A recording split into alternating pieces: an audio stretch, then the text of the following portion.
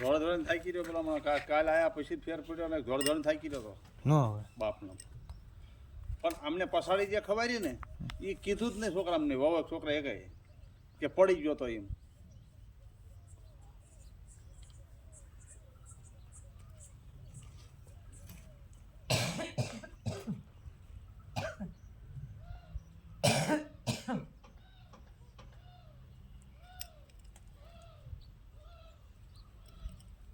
ખાવું છે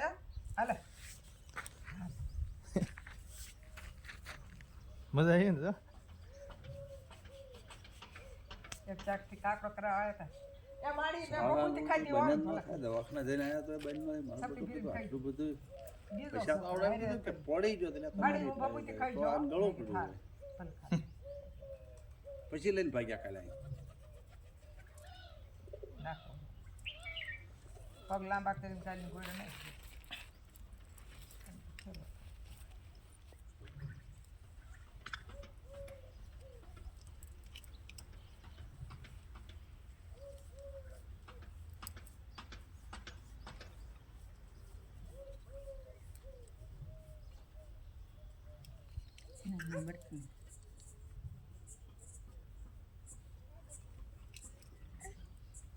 હવે કામ બધા ગામમાં 4-5 વેલા ફેરિયાનું તમારે પાણી જઈ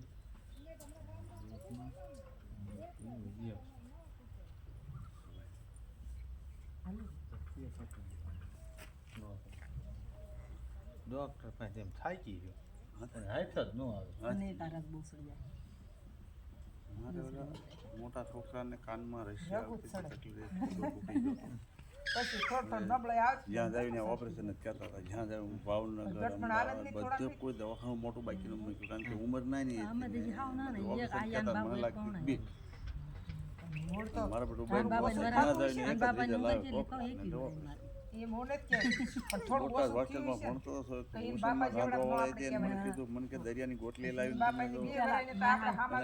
દરિયાની ગોટલી દરિયાના ખીણ જે કાંઠા પડ્યા એ ગોટલી લાવી તો 5 ટીપો ઘસી બાપા 20 વર્ષનો તો આપણે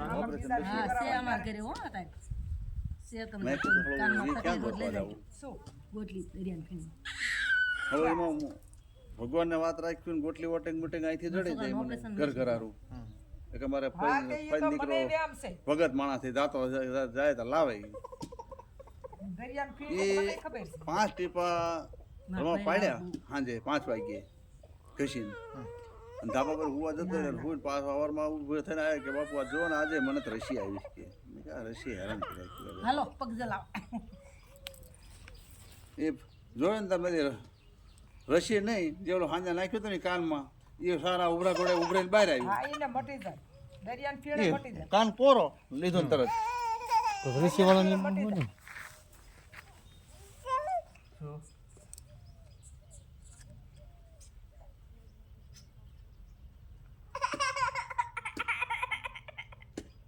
મૂક દો ના બસ કેતા નથી